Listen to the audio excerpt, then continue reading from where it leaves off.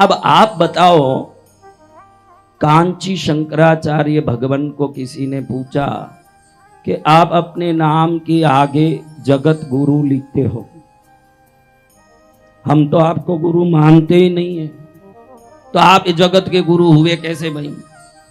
तो वो बड़े ही पके हुए महासंत थे। अगर इस सदी में दक्षिण में, ये पूरा दक्षिण, केरल, कर्नाटक, आंध्र, तमिलनाडु, तेलंगाना, ये 5 स्टेट में पूरे 100 वर्ष में अगर कोई सर्वोत्तम सिद्ध पुरुष हुए हैं तो ये कांचीपुरम के शंकराचार्य भगवान सर्वोच्चम सिद्ध पुरुष हुए हैं।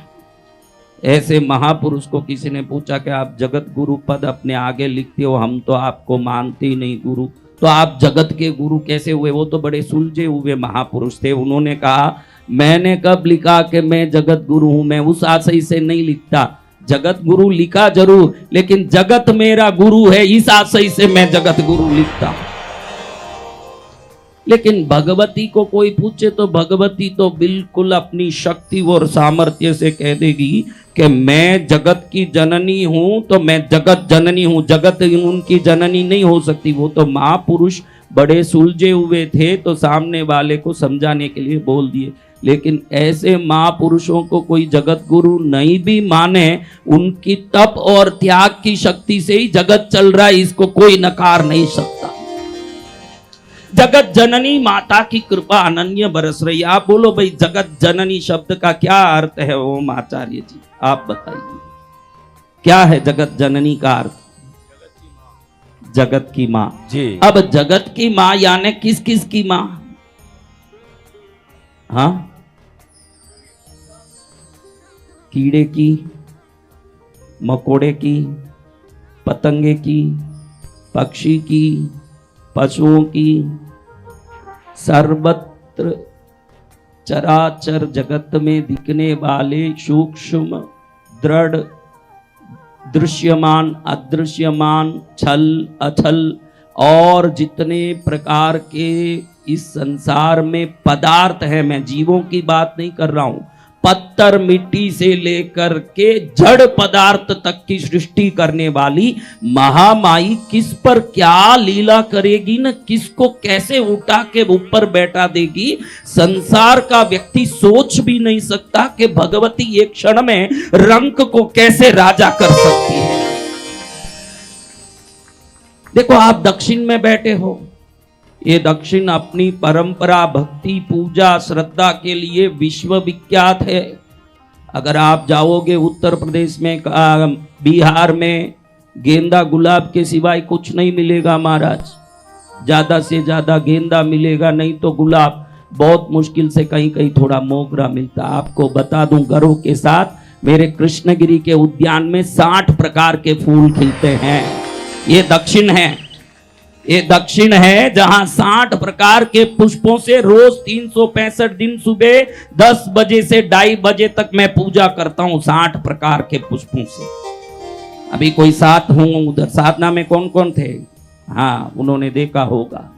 365 दिन 10 से 2:30 60 प्रकार के पुष्पों से पूजा करते हैं। दक्षिण द्रव्य से समृद्ध है, सिद्धांत से समृद्ध है, सामर्थ्य से समृद्ध है। हाँ, आज भी दक्षिण के किसी भी मंदिर के मूल गर्भगृह में आप प्रवेश नहीं कर सकते। उत्तर भारत में तो ज्योतिर्लिंग को ही आप हाथ लगा के अभिषेक कर सकते हो। हमारे यहाँ वो परंपरा नहीं है। मूल गर्भगृह में पुजारी के सिवाय अन्य कोई प्रवेश नहीं कर सकता।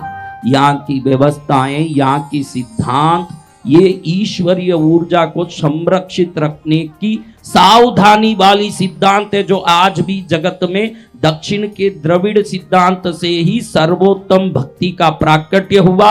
और भगवान शंकर का प्रत्यक्ष दर्शन करने वाले 63 महापुरुष जो भगवान का प्रत्यक्ष वरदान पाए, 63 के 63 भी तमिलनाडु में जन्मे हुए हैं। पूरे के पूरे जो भगवान को प्रत्यक्ष देखे हैं, पूरे तमिलनाडु में जन्मे हुए हैं। अब आप में कौन कौन चाहता है कि मुझ पर कृपा हो? कौन कौन चाहता है? मैंने कहा भाई कि ये जगत जननी है। ये माई कौन है? जगत जननी। क्या है माई? तो आज जगत जननी की एक बात तो समझाऊंगा, तब आपको मालूम पड़ेगा ना जगत जननी है। भाई जगत जननी कैसी हुई?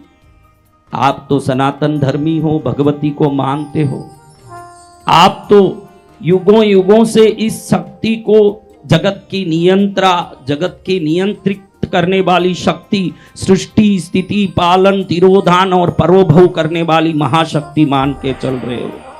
लेकिन ये महाशक्ति, जिस शक्ति को आप मानते हो, ध्यान रखना, अगर थोड़ा हमारा अगर बुद्धि उनके चरण में लग जाए तो आप किसी जात धर्म संप्रदाय सिद्धांत के हो, उनको उसका कोई लेना देना नहीं है। ये पराशक्ति अपना प्यार बांटते समय कौन सामने है ये नहीं देखती है, उसमें कितने मेरे प्रति श्रद्धा है ये देखती है।